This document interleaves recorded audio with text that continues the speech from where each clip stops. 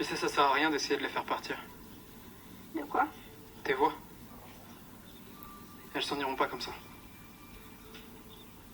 Mais par contre, tu peux essayer de te concentrer sur autre chose. Comme ta main sur la mienne. Vas-y. Tu vois, on les entend moins. Bonjour, je reviens suite au visionnage de 2 épisodes de la série Mental. Je sais pas si vous connaissez, mais franchement, c'est une très bonne série, en tout cas du point de vue fiction. On s'attache vraiment aux personnages, les acteurs jouent globalement très juste. Enfin, voilà, Et puis il y a du rythme, il y a de l'humour. On dirait pas que c'est une série française, hein. Voilà, et je crois que ils ont fait ça, c'était inspiré d'un script, je sais plus, finlandais ou quelque chose comme ça, enfin une série, ou peut-être danoise, une série du Nord. Et ils ont adapté ça de manière très libre. Et dans la saison 2, épisodes 5 et 6, ils parlent en fait de groupes d'entendeurs. Sauf qu'en fait, c'est une série, donc l'important c'est la fiction, mais c'est vrai que en fait ils en parlent d'une manière qui est totalement erronée.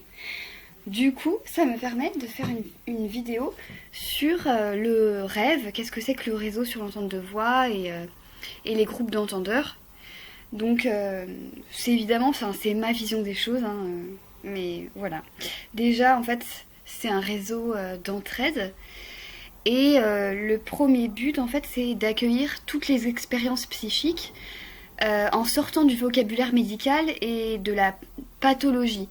Donc, par exemple, sur mes comptes rendus médicaux, j'ai pu voir des termes comme bizarrerie, discordance, idéo-affective, des choses comme ça qui me cataloguaient et correspondaient absolument pas à mon vécu.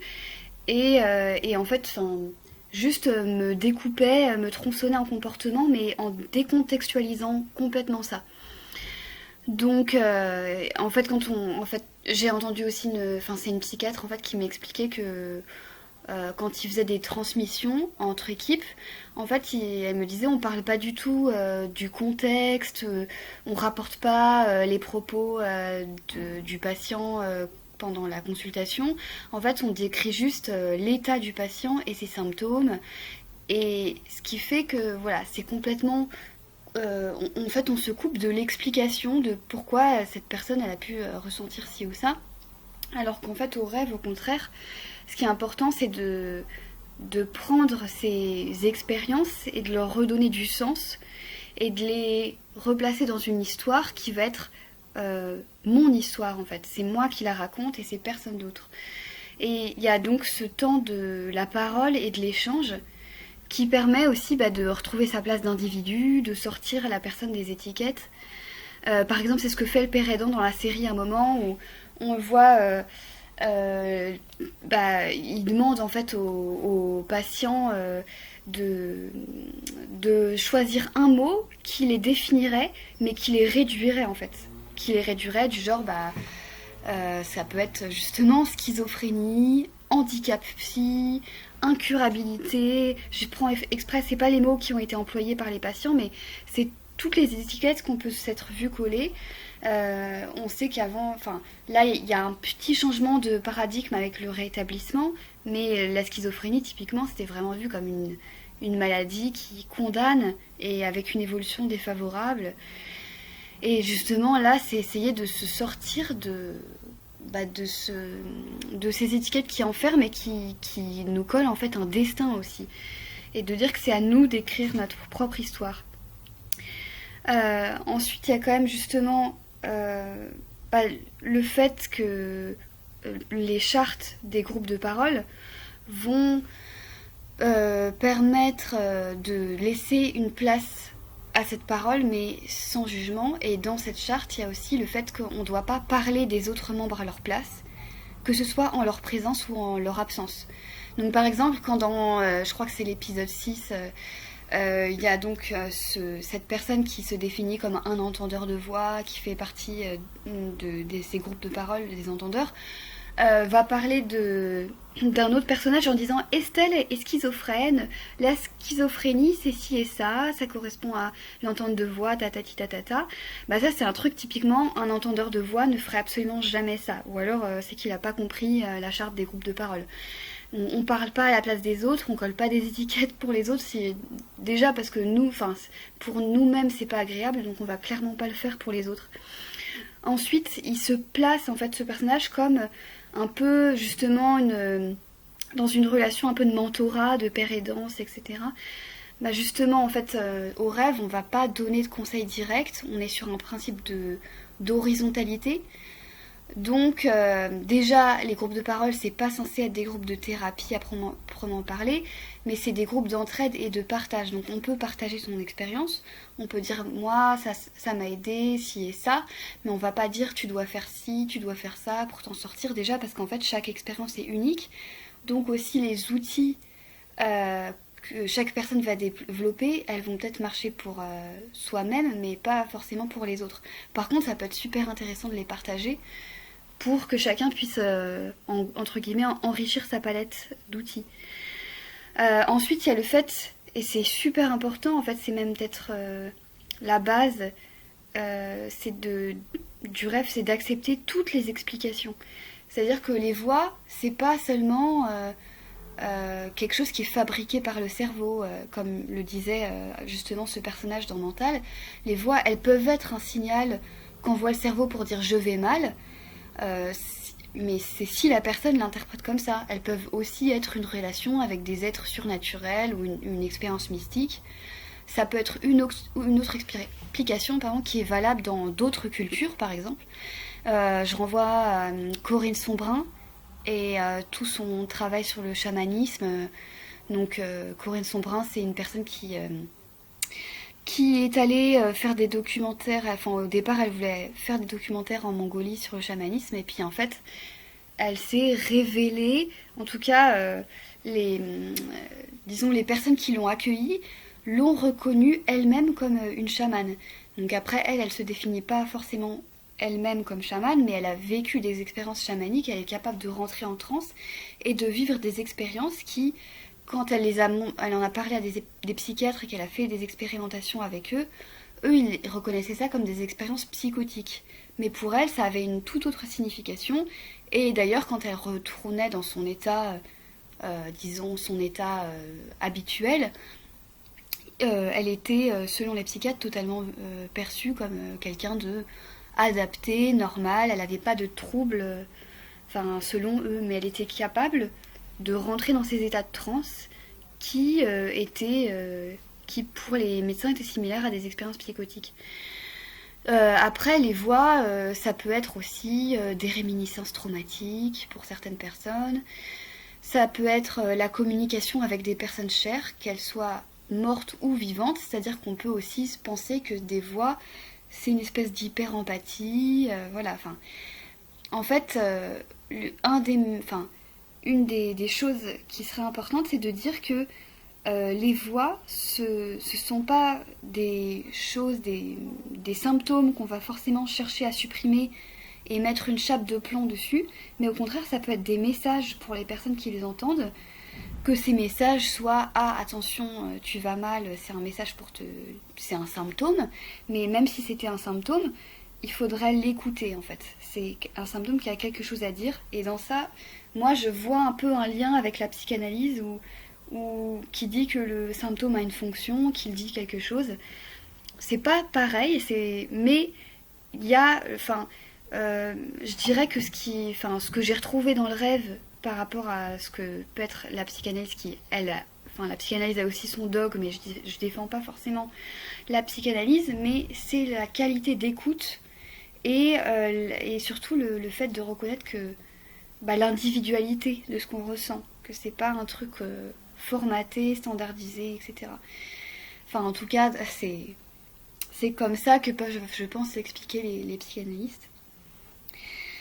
Donc voilà, et puis surtout, finalement, ça rejoint le paradigme aussi du rétablissement, dans le sens que le rétablissement, c'est pas forcément la stabilisation, c'est-à-dire que c'est pas on va assommer la personne avec des neuroleptiques, à une dose suffisante pour supprimer tous ces symptômes. Ok, elle va être peut-être stabilisée, mais peut-être qu'elle va être stabilisée dans un état qui ne lui conviendra pas du tout. Là, on va chercher plutôt à vivre avec ou à vivre avec sa spécificité, son individualité, mais d'une manière qui soit vivable. C'est-à-dire que on n'est pas, enfin, par rapport à la médication justement, on peut très bien, enfin, certains membres du rêve prennent des médicaments. La médication peut avoir une utilité dans la gestion de la souffrance, mais elle n'est pas forcément automatique. Déjà, elle ne convient pas forcément à tout le monde.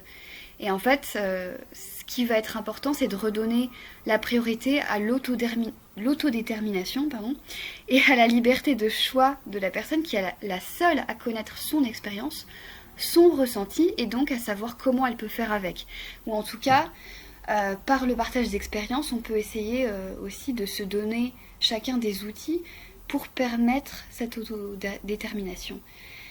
Parce que la psychiatrie, forcément, elle a quand même un devoir d'accueil, mais qui va aussi avec peut-être des fois un certain paternalisme. En tout cas, ce mot de prise en charge, que d'ailleurs certains soignants réfutent, ce que moi je pourrais appeler les bons soignants. Bon, après, c'est peut-être ma vision un peu manichéenne des choses, mais je sais qu'il y a des soignants, je les aime tellement que je les appelle patients en fait.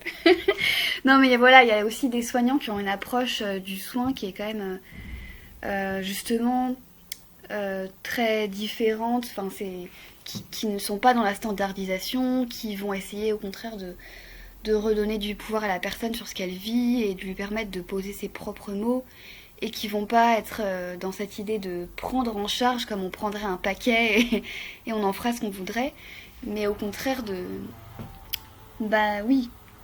replacer ces personnes dans un pouvoir de décision et surtout c'est à elles de savoir ce qu'elles ressentent. Donc en gros, si on résume, accepter toutes les explications, tous les points de vue, toutes les expériences, c'est aussi être dans le non-jugement. Et donc dans le rêve, il y a aussi un message de tolérance qui serait peut-être entre communication non violente et déstigmatisation. Il y a aussi ce côté-là.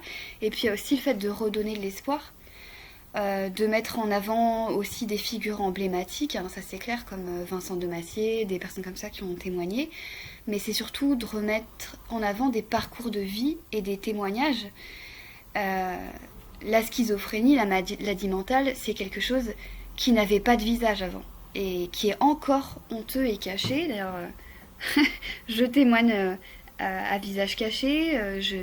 Voilà, c'est aussi parce que je sais que je peux me mettre en danger si je révèle mon identité.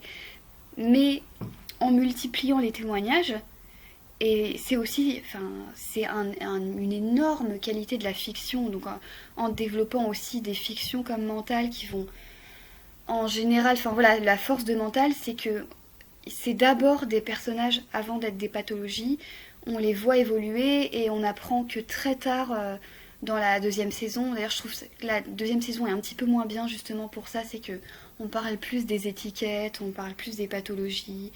D'ailleurs ce que je trouve très bien dans Mental, c'est que la psychiatre en fait, le premier psychiatre de la saison 1, effectivement, il est assez froid, et après le deuxième psychiatre, lui, il est plutôt du genre à beaucoup intellectualiser les choses, à être beaucoup dans la métaphore, dans des envies. En même temps, on voit toute sa bonne volonté, mais qu'en même temps, il est un petit peu, parfois il frise le ridicule, mais parce que justement il est vachement dans cette intellectualisation du soin, et de dire oui, l'escalade, voilà, l'escalade ça peut, c'est la hauteur, c'est la discipline, donc ça peut faire évoluer nos patients, etc. Mais en même temps, son énergie positive, il la véhicule quand même s'il y a des maladresses là-dedans.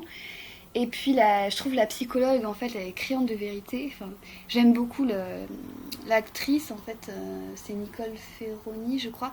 Mais par contre le personnage, moi en tant que psychologue je la trouve nulle quoi. Justement elle est tout le temps en train de ramener à la pathologie, à faire le Jiminy Cricket, à dire oui, tu sais, c'est ton trouble bipolaire qui fait que ceci, cela.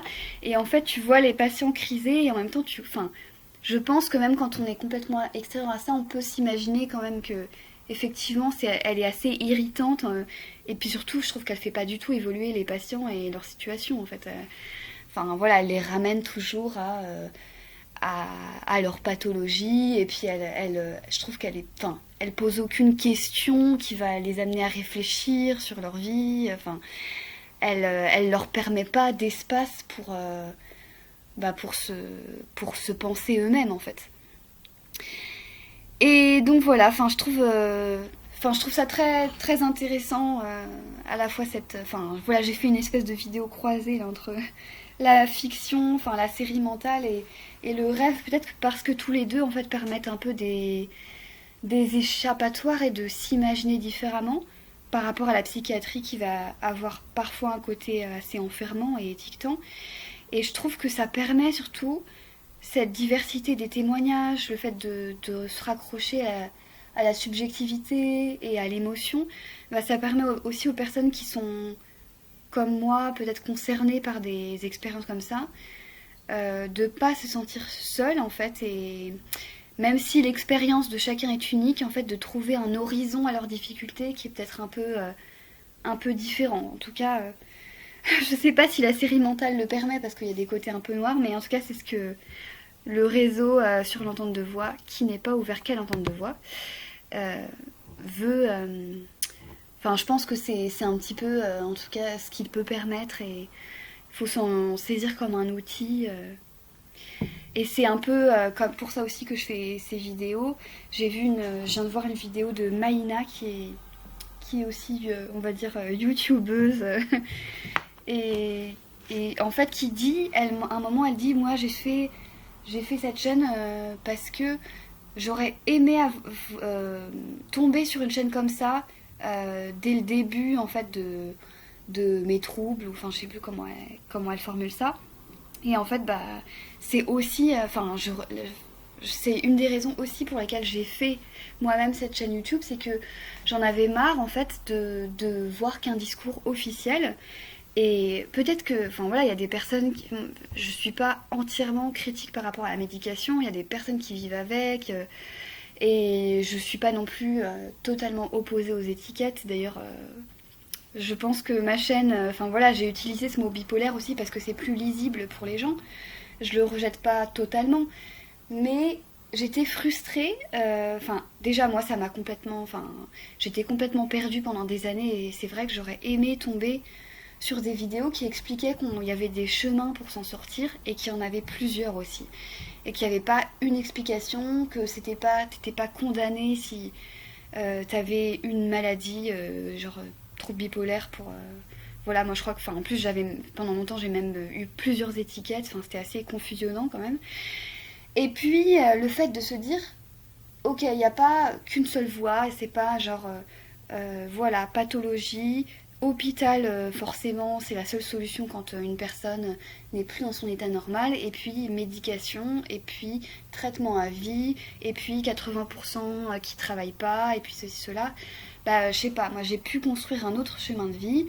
Ma vie, elle est clairement pas parfaite, mais j'ai une vie qui est intéressante et qui est totalement différente de tout ce que j'avais pu lire. Et de tout ce qu'on m'avait fait lire aussi, parce que après la famille, vous savez comment c'est. Bah non, je pense que j'ai fait du chemin, j'ai mûri par rapport à tout ça, je peux aussi me détacher de tout ça. Et puis partager des choses et partager d'autres choses. Et le réseau sur l'entente de voix, ce n'est pas que... on parle pas que de l'entente de voix en fait, on parle de tout.